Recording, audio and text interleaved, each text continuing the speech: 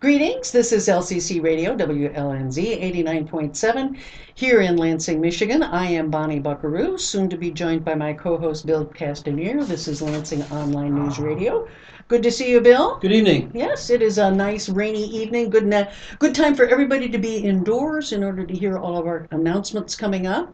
We're joined first by Valerie Marvin of the, now let me get this straight again. Okay, is it the Greater Lansing, no, it's the Historical Society of Greater Lansing. Well done. Valerie. She has a couple events coming up that we hope rain will not interfere. Yes, this weekend it is supposed to be sunny. Good. And we are going out and about twice this weekend. On Saturday, we are doing our last downtown walking tour for the summer.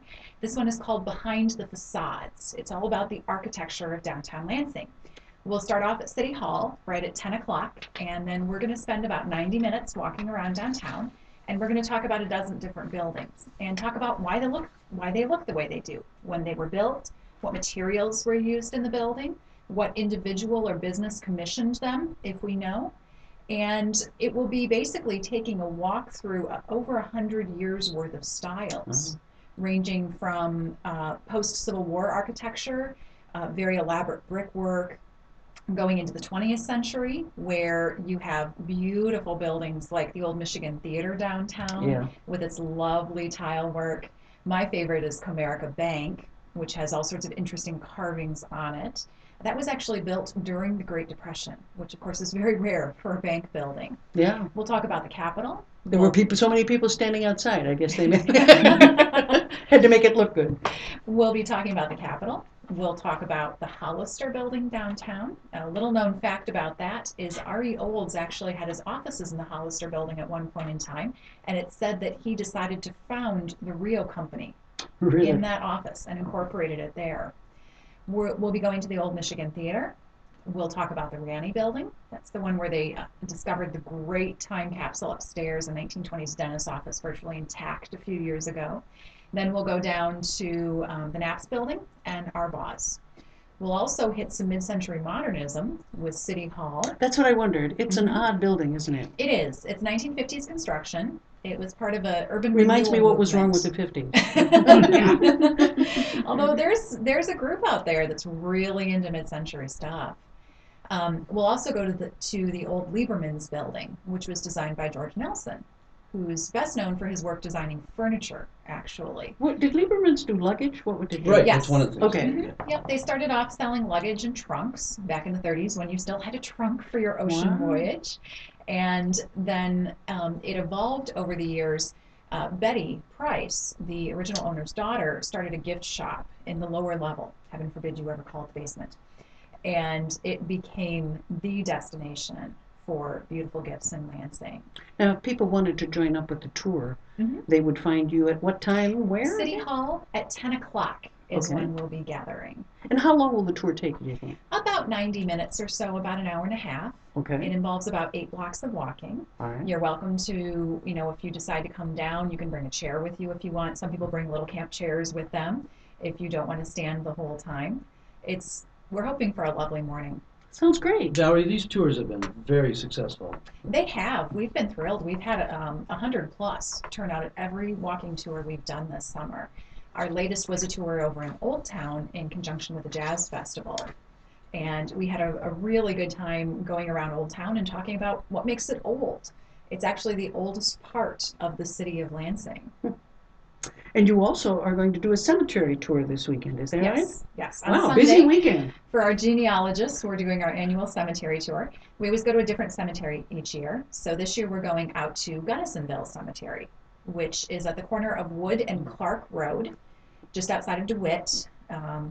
And it's a beautiful little cemetery, relatively small, traditional country cemetery, big trees. The same family name crops up 6 I was going or to say, 7 did it start times. as a family cemetery? It did, Yeah. yes. The Gunnison family owned the property, and the first known grave is 1855, or Gunnison. Now, the original settlers of what is today Gunnisonville was Elihu and Ruth Gunnison. They came in the 1830s, so just as Michigan was becoming a state. He actually, Mr. Gunnison was from New Hampshire originally, so he was a Yankee who came to Michigan. Originally had some property down in the Washtenaw County area, and that's where he met his wife, and they married. But then he decided to move up here and was attracted to the area, was a very early settler in DeWitt Township, and they stayed and built their family farm there. And when a tragedy came in their family, they did what everyone did. They buried that family on the property they owned. So the age of what year would have been that first grave, do you know? 1855. 1855. The other interesting thing about that site is there's a school and a church Yes, across from each other. Out Oh, there. So yeah, it's that was, Yeah. a cool yeah. little corner. it is. Bridget is nodding. Bridget Patrick here because she and I live behind Leek Cemetery out there in Alladin Township, and that's what you see so often is that there's a church nearby, Yes. a school nearby. hmm Yeah. We'll be talking about 6 different families during the tour. Some early settlers, some 20th century people. For example, we'll be talking about a woman who was the very first female commander of the Disabled Veterans of America in the Michigan Department. We'll be talking about a Civil War soldier named William Vale, whose grave was not marked until just a few years ago, actually. He was buried there in 1864, died in Arkansas, only a few months into his tour of duty. His body was apparently brought back here and interred, but it was never marked with a stone properly. And so one of his descendants a few years ago was, I almost said digging around, probably not the best words to use, was looking around to find his grave. Actually went to Arkansas looking there, and turns out he was out in the Gunnisonville Cemetery. So they were able to mark his grave with a stone properly over 100 years after his death. Well, you know what they say about cemeteries. People are dying to get in. Yes, indeed. They I use are. that joke with our sexton every time I go by. As soon as, now the tour will take about an hour. We start at 2 o'clock. This is on Saturday This also? is Sunday afternoon. Sunday afternoon, all Sunday right. afternoon. And then after we're done with the tour, we're going to go over and visit the little United Methodist Church right across Oh. the road, which is still active. They still have a congregation there. And we're also going to have a chance to go into the one-room school that's right on the Oh, property that's great. as And so it's well. been preserved? It has. It has. Oh, that's nice. And there is a local historian who's going to be talking a little bit about the history of the school, who actually went there as a child. Wow. She was one of the last classes in the 1940s who actually went to school there. Our cemetery only has an outhouse left, doesn't it, Bridget? Isn't that, other than the new brick building they It built? should be preserved. It should be. Well, it is It being should. preserved, I think. The only problem that we're having is that I think the pyramids of Egypt were built more quickly than the new section of our cemetery out there.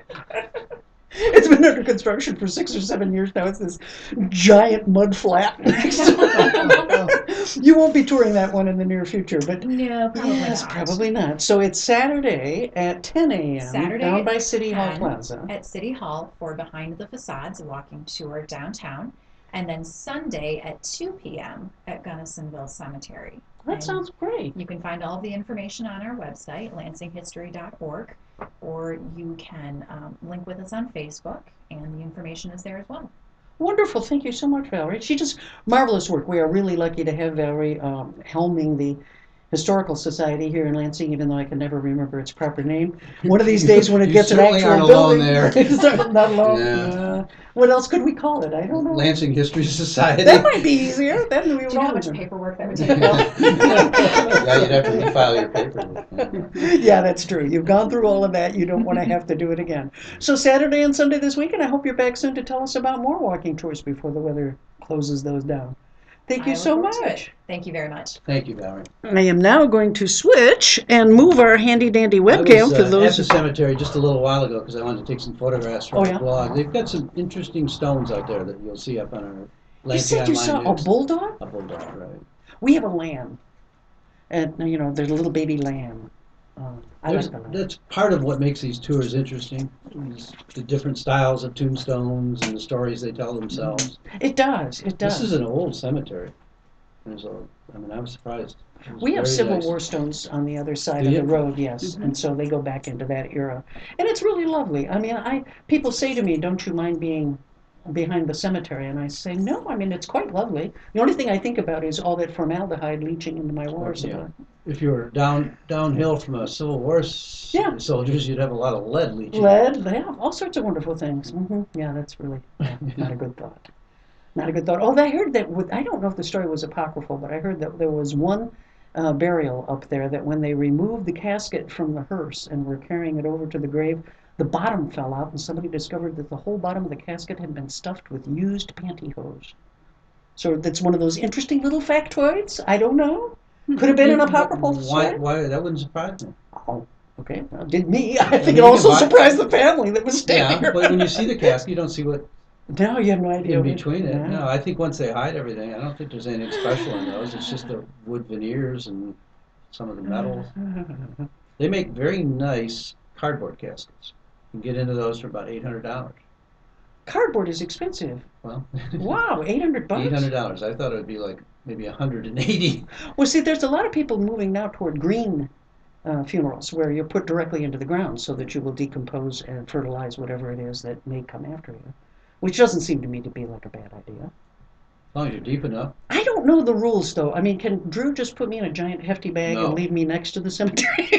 No, you'd be in trouble. Not unless you're livestock. Oh, then that's okay. But they're probably more rigid on livestock. Yeah, you've got to compost. You have to compost your livestock. Oh, you have to compost your livestock, see? Bonnie being composted. Bridget knows all of this stuff because So if someone's dog dies in the city, though, you can't just bury it in your backyard, I don't believe. I don't know. A bunch of people that have, but We'll change the subject. we won't go in there. We won't go there. But what we will do is we will shift to another animal of which I am very fond.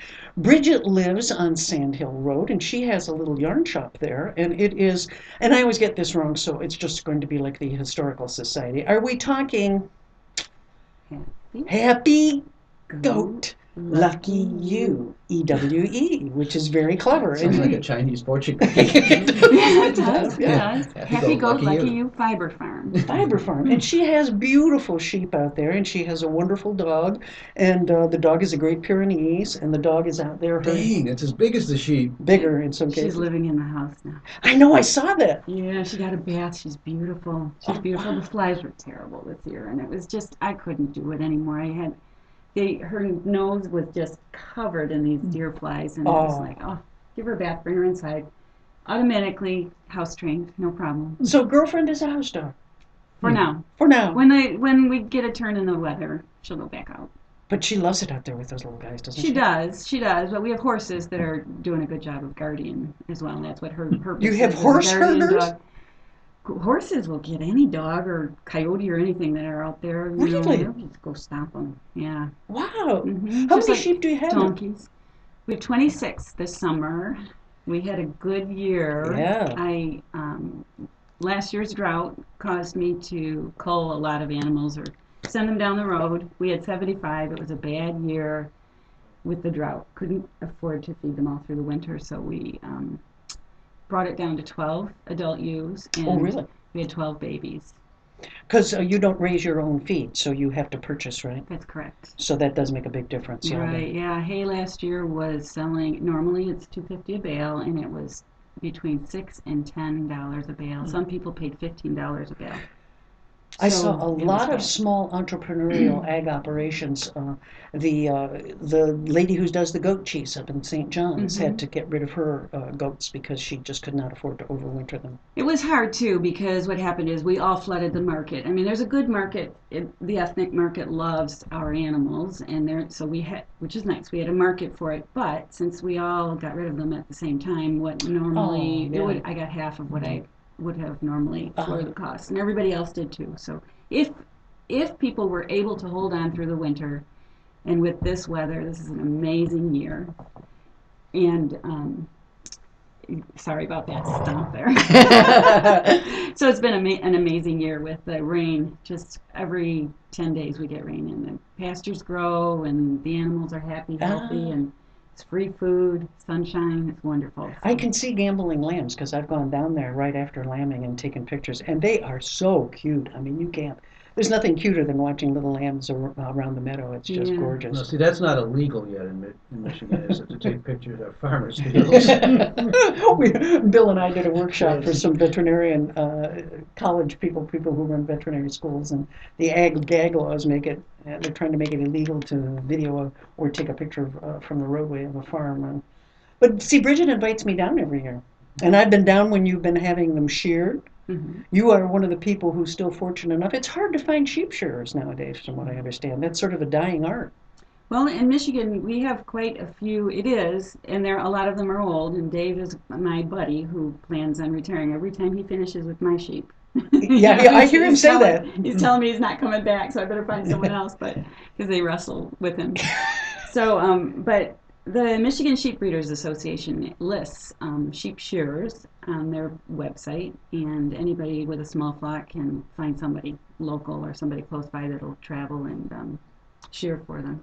So It's pretty wonderful nice. to watch. I mean, it's a fascinating thing that somehow they almost go catatonic if you get them in just the right position. They just sort of. Doop. Yeah, they're prey animals, so this is just relax. It's over with, Oh, is that what So it is? that's what I say. I mean, they haven't Ah, told me exactly what they're doing, but ah. it kind of makes sense, that if you watch They just go limp. National Geographic and a lion's holding one of an antelope's neck is just laying there, it's like, get it over with.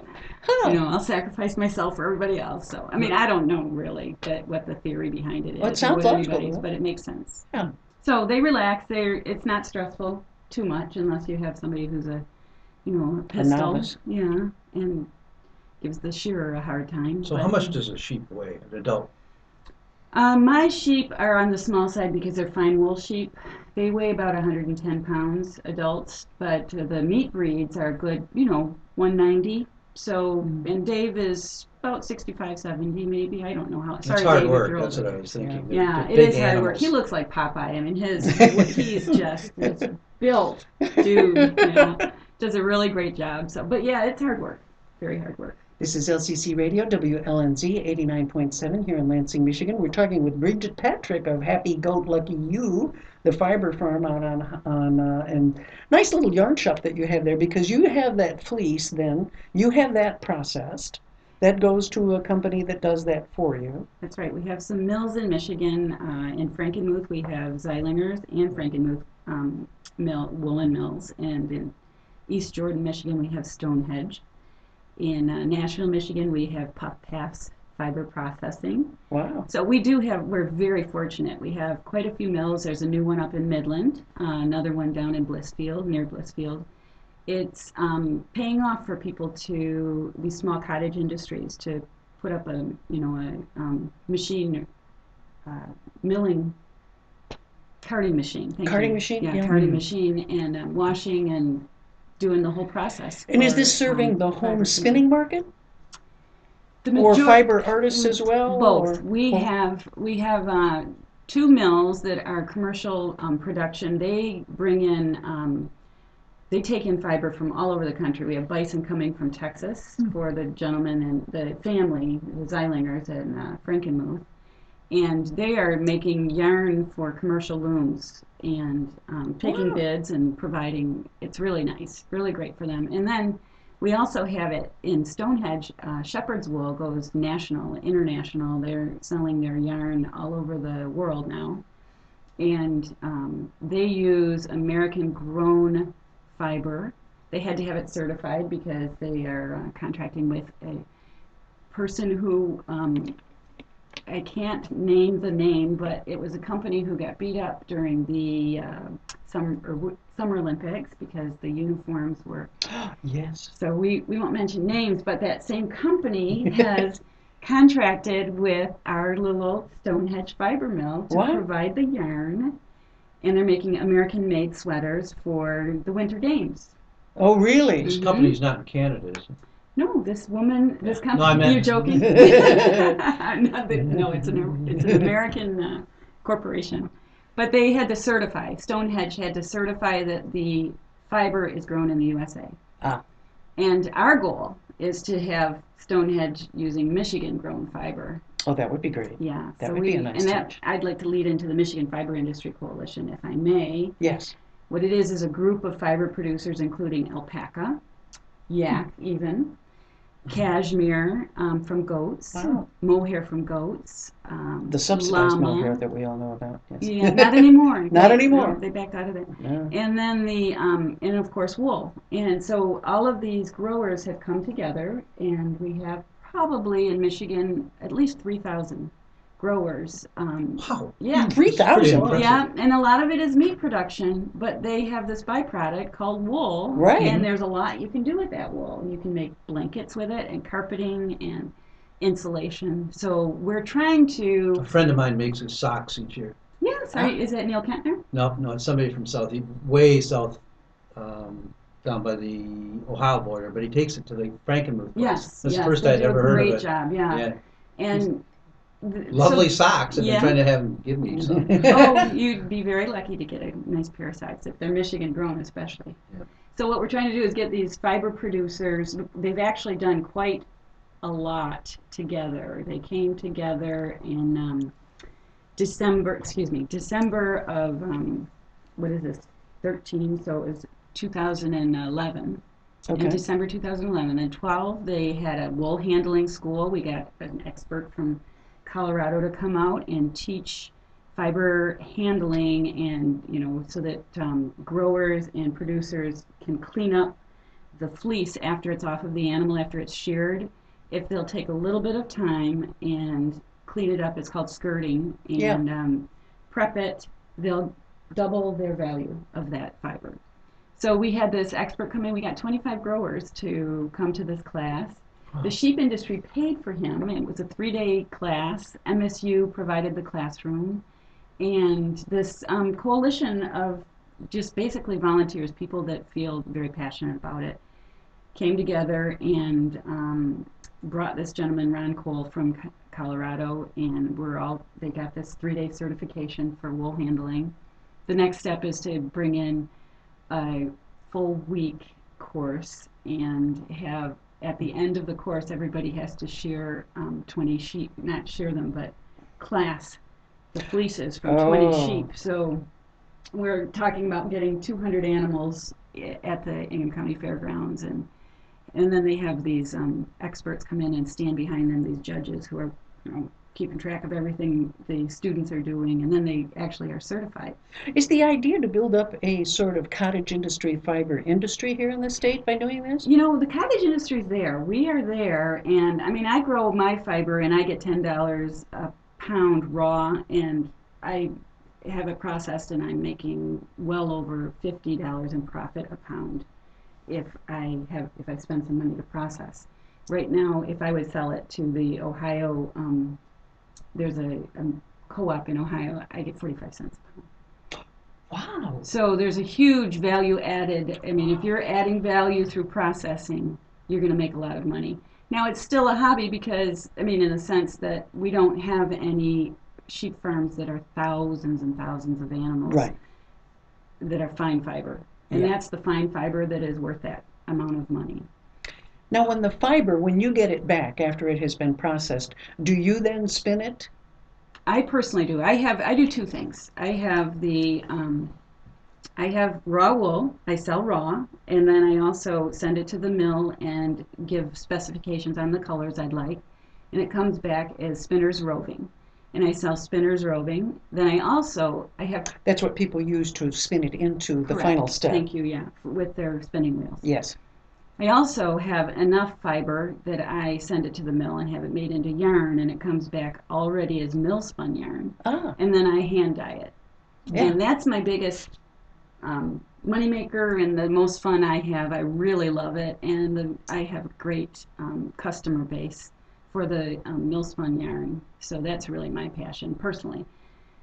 And then with the coalition, what we're trying to do is we're coordinating efforts. We just had a mixer in May, and we invited manufacturers in Michigan. We've got some wonderful people, corporations in Michigan that are making cloth or garments already here. I mean, Stormy Cromer's been around since 1927. Oh, yeah. He's interested. We need to get our act together and figure out how we're going to get this made into Melton, which is a cloth. Yeah. And they cut and make the cloth. So he is sitting there waiting for us, okay, you guys, get your act together and get me the cloth. And so we've done some research.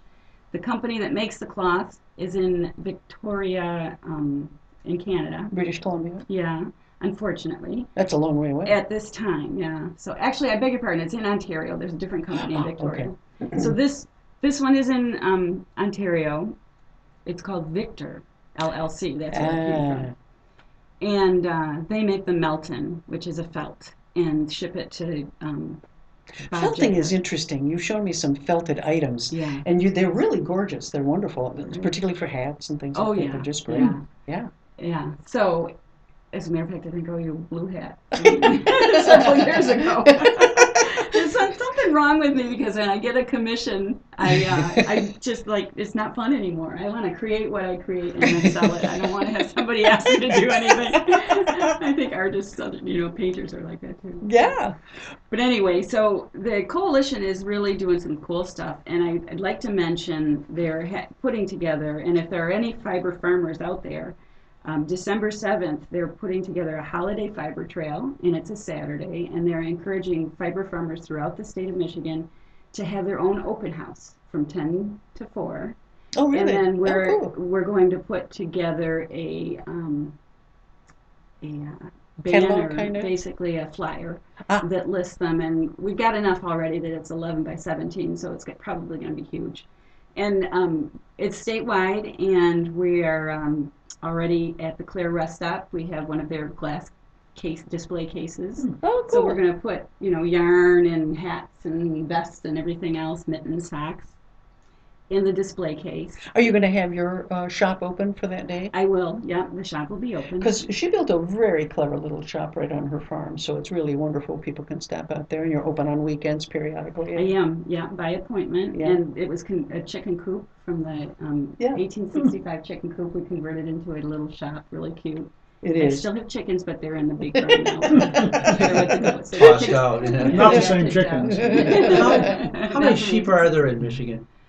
Oh You know, boy, these any stats. I estimates? wish I had the stats with me. There are 2,500 farmers. The average flock is about 65 head. If you do the math. We have some farms that are big, commercial production up to 1,000. But generally, What different breeds do you specialize in? I have merino, and right now our ram was a California variegated mutant, which is a very fine, Star lovely Wars. wool. I was going to say, Star Wars. sounds like Area 51. Yeah. Area 51. It's a great story. It's an American breed that came out of California. This gentleman recognized this really fine wool on a crossbred, and he started just doing some, experiments of his own, or holding back the very best animals and keeping them on his farm, and calls them This they're mutant. variegated because they're Yeah. quite often spotted in different colors. So The one last thing I wanted to ask Bridget about, and because I know she does this, and I know that there's a low percentage payoff in this in terms of any kind of business model, but Bridget is famous for growing these beautiful flowers in her front yard, and then she gathers them, and then she turns them into natural dyes, and then she uses the naturals, and she teaches people how to do this. I do. And it's just amazing. I mean, the colors are spectacular, and you learn how many of the plants that you walk by every day in a garden and don't think twice about. They make these beautiful colors for yarn. Yes, they do, absolutely. And you can forage and find just about any dye. You don't even have to grow it. I mean, goldenrod makes a wonderful, wonderful dye, and depending on the mordant you use, which is the fixer, you could use copper or alum or some other type of metal. You have to be careful, wear a mask, but you get all different shades of greens and yellows. It's really fun. Marigolds make a wonderful dye. What else? Walnuts. So yeah, it's a fun class. It's a fun thing to do.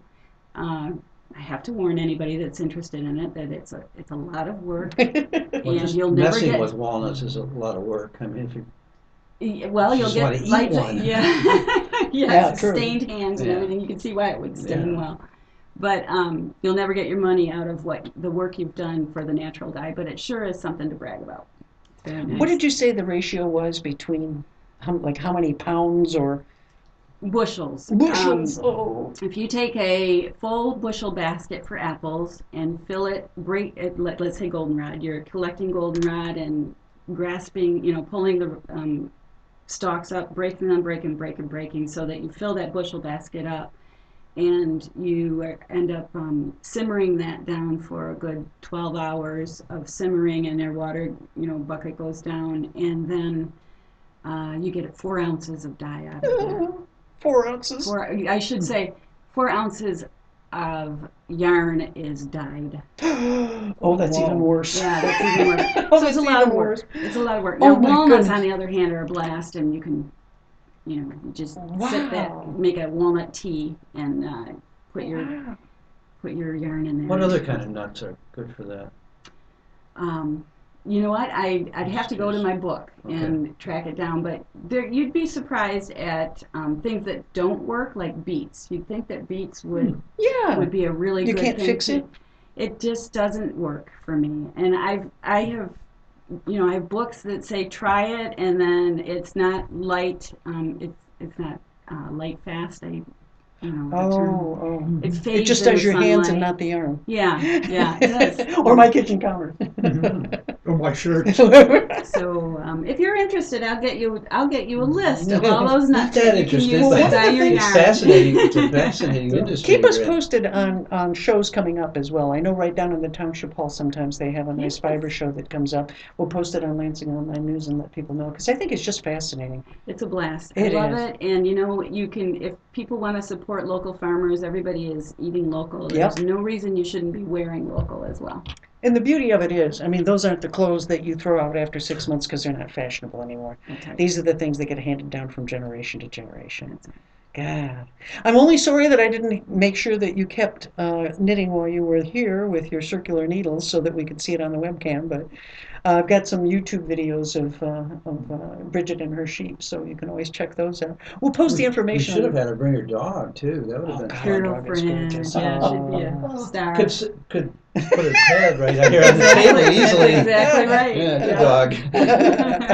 Thank you very much, Bridget Patrick. Thanks for This is having me. Thank you, LCC Bridget. Radio, You bet. WLNZ 89.7 here in Lansing, Michigan. We're going to talk now with a sociologist emeritus, Larry Busch. And you don't want to be identified that way. How would No, you I'm like? not emeritus yet. Oh, you're not emeritus No. yet. I thought you They were. actually pay me. He's I have still to work. working. They still pay me, but they call me emeritus too, just because I'm so damn old. I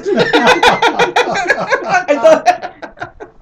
So Larry is going to talk to, and some of the work he's done has been in the area of agricultural standards. And we're going to talk a little bit because I'm fascinated with the issue of how you set standards for things. And you told me is just before we went on air, whoops, you won't get to see Larry if I don't move the webcam, that standards are a reflection of power. Okay, if you'd like to start with that. I we would can. like to Sure, start with sure. First of all, regardless of what the standard is that we're talking about, there are always going to be winners and losers.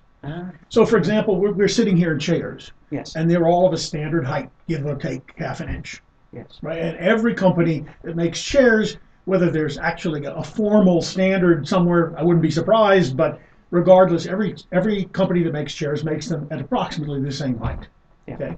Well, if you are extremely heavy, Yes. you may discover that when you sit in that chair, it collapses because it's based on the notion of what an average person might weigh. So that could be a problem. If you are of extremely short stature, Yes. you may have to climb into the chair. Your little feet dangle. Right. If you're 6'9", the chair may be a real problem because your knees are up by your chin.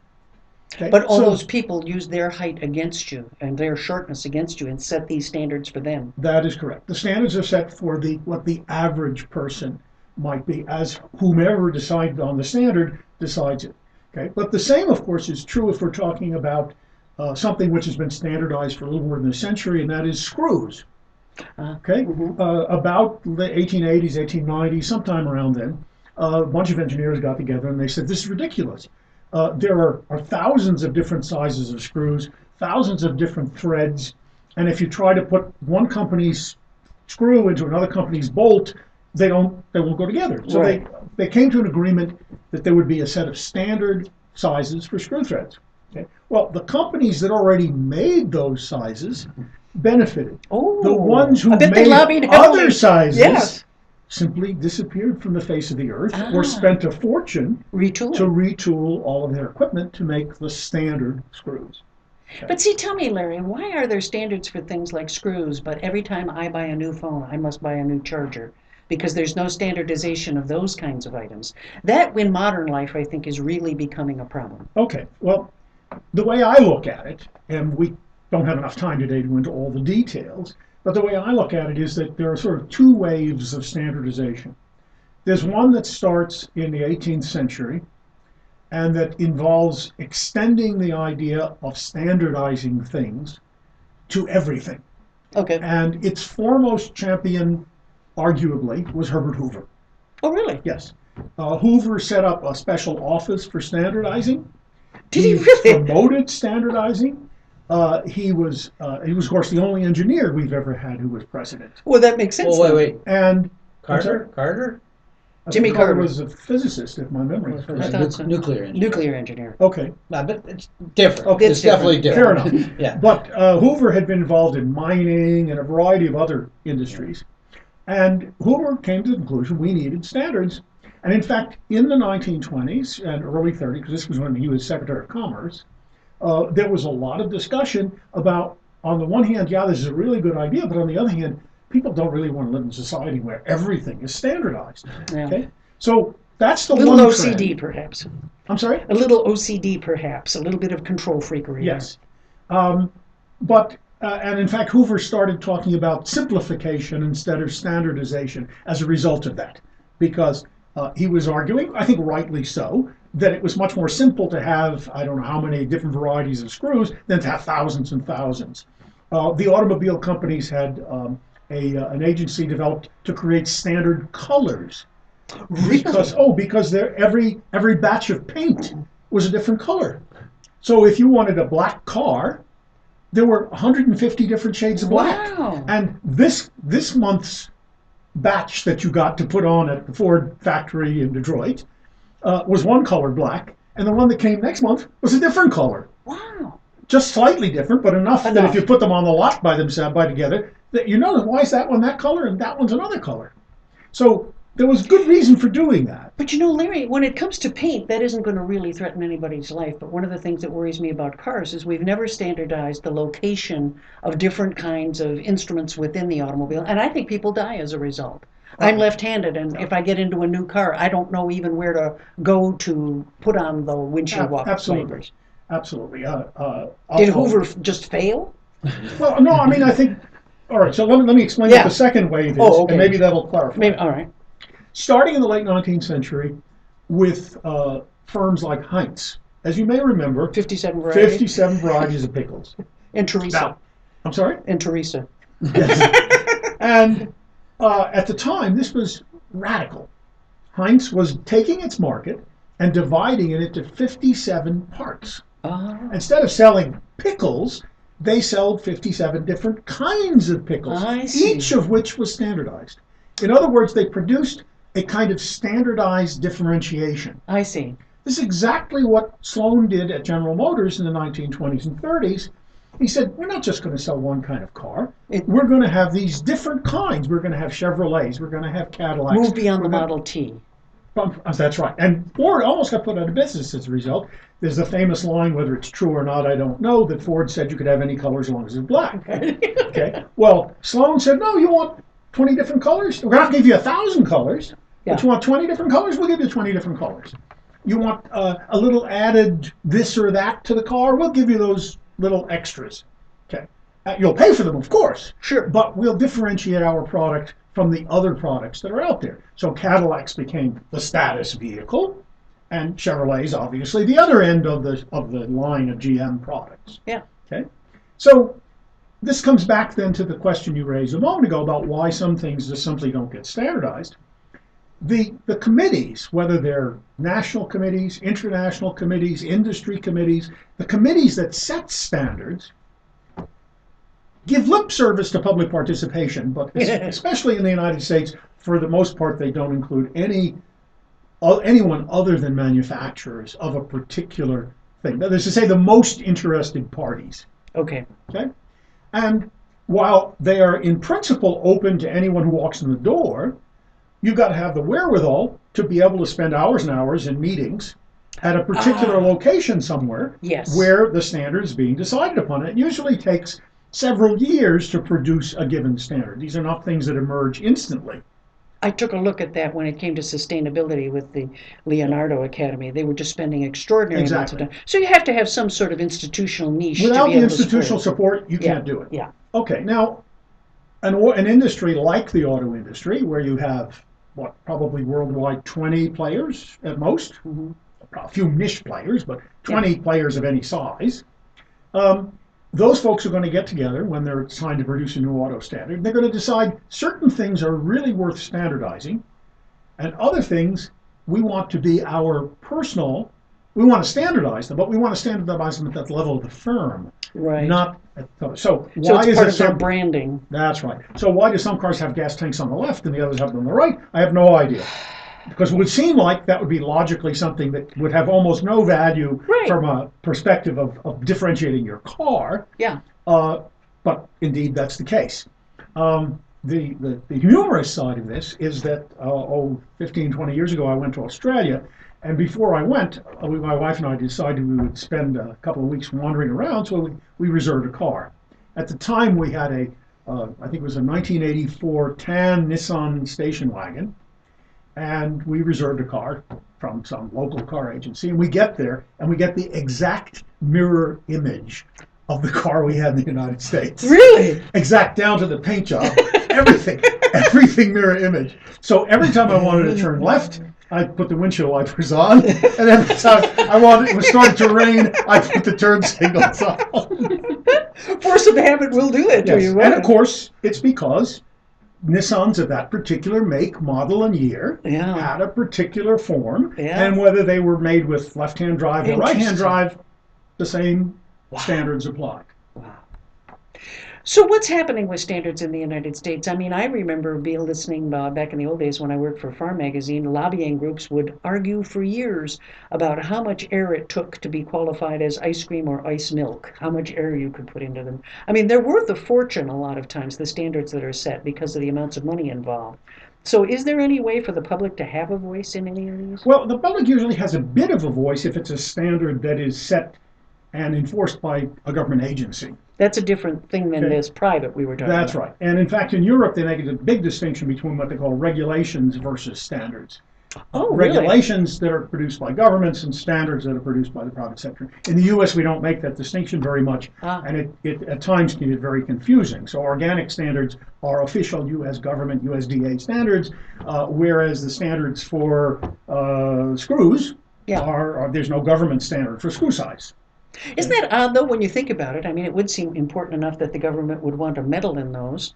Well, what the government does do, there is a law on the books that says that the government has to buy items that conform, accept bids for items that conform to existing standards, unless they have a good reason to demand something else. In fact, there was a big scandal probably 20 years ago. I can't remember all the details, but as I recollect, the Defense Department had put out a call for blankets.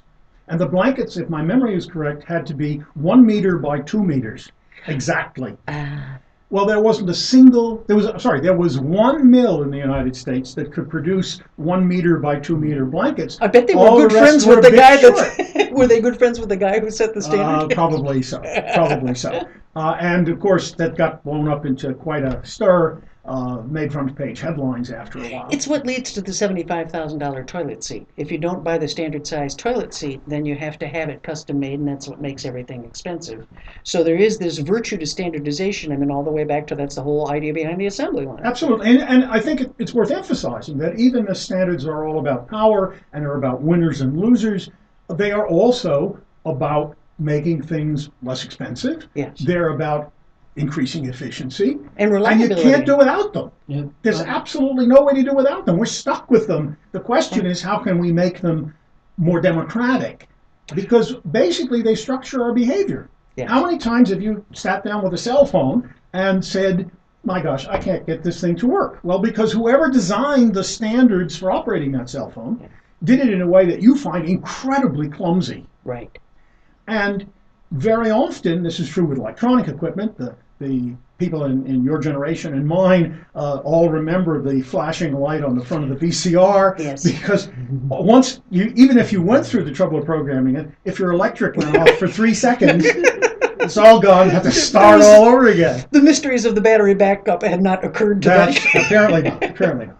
So Well, those one of the things that I remember, I worked in the Department of Labor when the transition was made from lead pipes to plastic piping. Oh, That was huge. I mean, there was huge losers. Yep. right. The consumers generally gained on that because now you can do your own plumbing to some Oh, extent. I didn't know that. Home Depot. I mean, I can go in, I can do any of my own plumbing. Really? Sure. Because, I'll I mean, invite you out because to my it's house. easier to do with plastic than. Yeah, you don't have the same. Yeah. Ah, Well, interesting. I'm glad you brought that up because there's an interesting aspect to this. It's where government standards and private standards intermix in ways you wouldn't expect. So, for example, if you want to build a building here in Lansing, you have to build it according to the electrical code, the plumbing code, the fire safety code, and others, as adopted by the Lansing City Council. If you go to East Lansing, some of those codes will be the same, but some will be different. And one of the things this does is to make for enormous extra costs to consumers. Right. At the same time as, of course, it protects local, shall we say, quasi-monopolies that deal with various kinds of standards. So, Is that right? Is that the underlying reason? well, Who would be the vested interest to have a different standard for something? well, let's say that, let's say you're a plumber, Okay. and I don't want to give a bad name to all plumbers, but if you're a plumber and you're in a market where there are only a handful of other plumbers who know the code in that particular place well, Oh. and somebody else wants to join in, well, they got a learning curve there. You got to go back through stacks of manuals to read all the details about what passes code in this particular part of town versus what passes code in some other city. Oh, you'd be out of business quick if you didn't pass code. That's right. Well, imagine New York City's got some. New York has the most steep in the country. Yeah. There's only a certain amount of people can actually build anything in New York City. That's right. That's right. This is LCC Radio, WLNZ 89.7 here in Lansing, Michigan. We're talking with Larry Busch about standards. And you know, Larry, what I'd like to do is move away from some of the more technical manufactured items to talk about how I think that whole model has now been embraced with things like education. And we're starting to view young children as the proverbial too many different kinds of screws out there. Let's make sure we can get them all to meet what are called the GLICs, those nice little standards that come with bills like No Child Left Behind. Is that same impulse translated into government policy for things? It's very much similar. One of the things I'd emphasize that most people don't initially realize is that the moment that you have a standard for a thing, you have already imposed standards on people.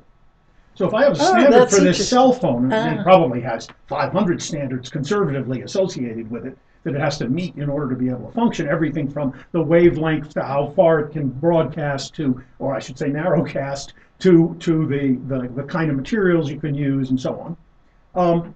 You also are imposing standards on the people who make them. Mm-hmm.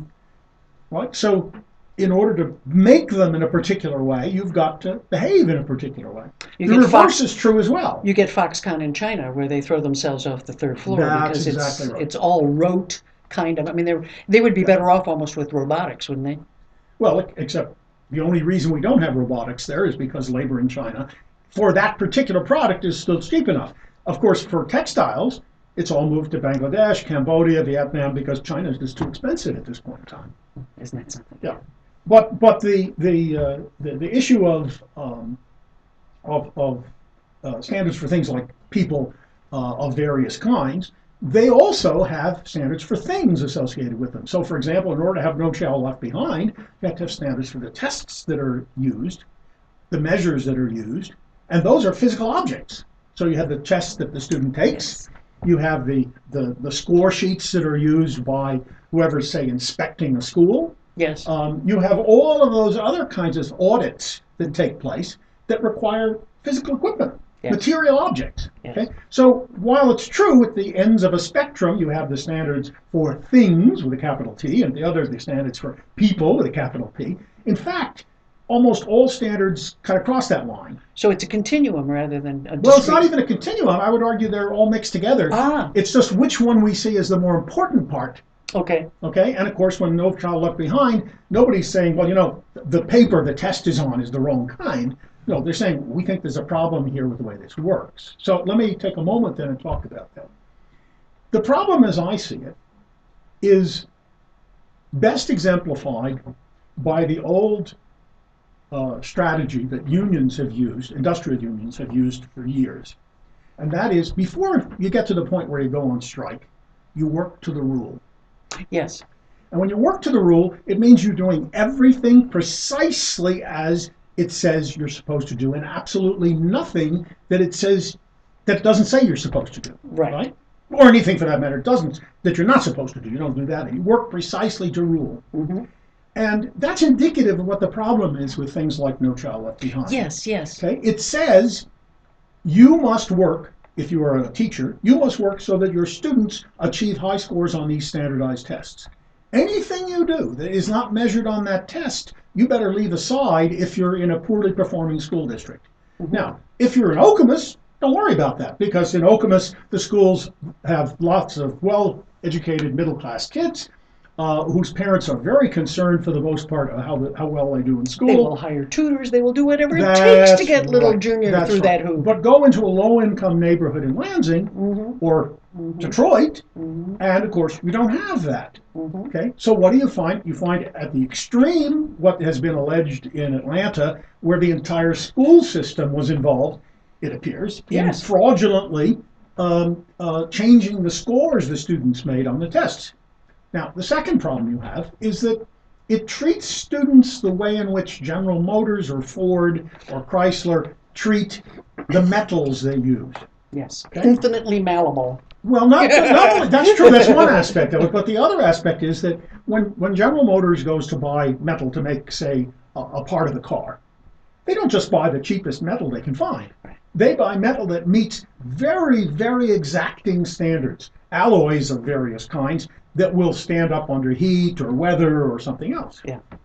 Well, if you're running a public school, you don't have a choice as to who comes into the school. You take whoever happens to live in that district and comes in. And if those people are from nice middle or upper class families, for the most part, you don't have any problems. But if these are kids who are coming out of poor households where people are out of work, where parents perhaps are not around as much as they're... Or they may be illiterate. Or they may be illiterate, or maybe they're working two jobs to make ends meet. You've got a completely different set of people entering those schools. Right. This is made worse, by the way, by charter schools. Right, because you pick off the cream. Absolutely. And the public schools then are not only stuck, they're stuck with the students who are having the most difficulties with the least benefits from working with those students. So what you find when you do that, when you ask people, what you say is we're going to measure, it sounds great on paper. It sounds, it does. We're going to audit things, we're going to make people accountable. But accountability depends on the measures you use. And if you use a very narrow measure, such as No Child Left Behind uses, you are using a measure which basically says, skip art, skip music, skip anything that doesn't meet, mainly English and math, anything that doesn't meet those requirements, don't worry about, because... STEM. That's right. Science, technology, engineering, math, that's what we keep hearing. Nowadays, everything else is irrelevant. And that which gets measured gets done. That's right. And I'm worried about it because I was fortunate enough to go to 3 different high schools of very different kinds. One was 62 in the graduating class out in a rural area. The next one was 180 in an affluent suburb. And then one was one of those, what Dr. Conant once called sort of the public high school. It was 560 students in an urban setting. And it was very interesting to watch the differences, because what you saw, for example, in the upstate New York school district was that whatever you got on your Regents exam at the end of the year was your entire grade. So you could... It was your entire life. It was your entire life. If you were a senior. Absolutely. Yeah. Because, I mean, and it was a strange philosophy, but the idea was that this would give you a certain level of academic freedom, because you could call your teacher a jerk, and as long as you could still get a 100 on the Regents exam, you would still be all right. And I tested that theory and fortunately got 2 99s and a 100 on my 3 Regents. Although I was in danger of being thrown out. So, I mean, but I inherently knew that I'm a really good test taker. I mean, it's a skill almost like playing marbles or tennis. Yeah. It has nothing to do with real life skills or being able to translate that into successful relationships, all sorts of other things. It doesn't work. But it was a gimmick that I had that other kids, but kids that were really brilliant or had a lot of talent to get, just couldn't express it that way. Why did we decide on these sort of discrete test scores as the measure of success? Well, I think part of it is because it's easy. Uh, Part of it is because as a culture, we have a fascination with mathematics, oh, and we have, at least since Plato, the Western societies are fascinated by math, and there's a notion somehow that if something can be mathematized, then it must be true. Whereas, of course, that's not necessarily the case. What you do in math is to show that what's on the left-hand side of the equal sign is equal to what's on the right-hand side of the equal sign. But societies are much more complex than that. And people are also more complex than that. We generally have multiple goals. We have multiple ways of expressing ourselves, multiple ways of being a person. Even the person that I expressed to you here in this show is certainly not the one I expressed to my 5-year-old grandkid. yeah.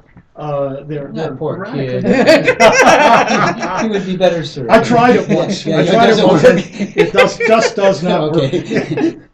So the notion that there's a single measure or a single set of measures that will focus on this very narrow thing poses for in itself an enormous set of problems.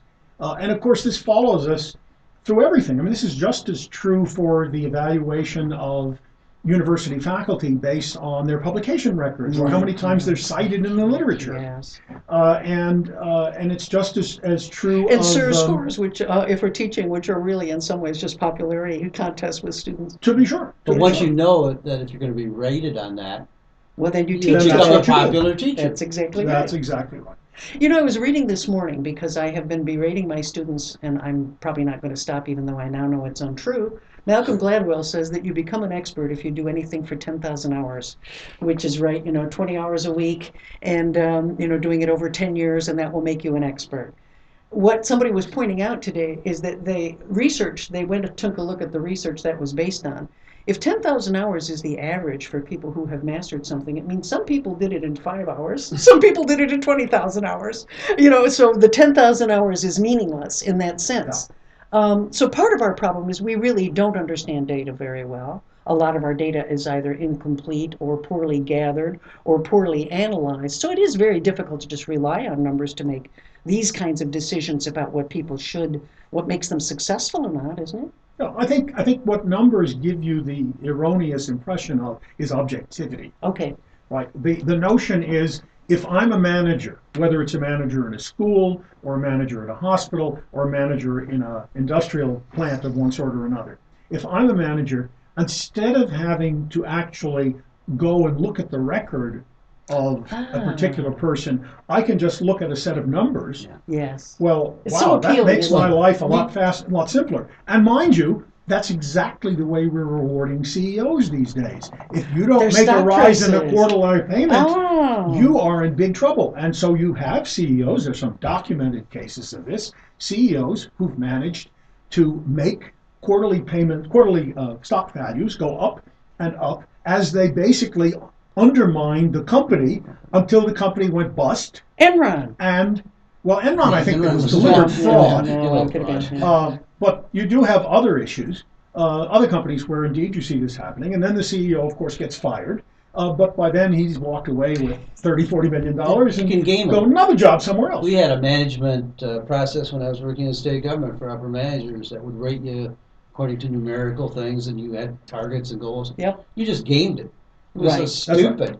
Right. I mean, it made no sense. No. It was just Chris somebody. Hayes' new book, Twilight of the Elites, makes the argument that really we were sold this bill of goods that a meritocracy would even the playing field, and we would not see the kind of rising rates of inequality that we're seeing now, because somehow using this data would give everybody a fair shot. That if you were the poor kid from the inner city, just as long as you could do well on those tests, you had just as good a chance of getting into Harvard as the kid from the suburbs.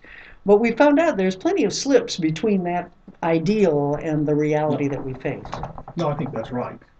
So our standards, does that mean they're useless? We should throw them all out? We really can't. No, we clearly can't. I mean, I think, again, the issue is coming up with ways in which we can improve the amount of public awareness mind you, the best standards are the ones that fade into the backgrounds, the one that you don't even notice. Yeah. So what you want to do is you want to make a lot of noise about standards that are problematic.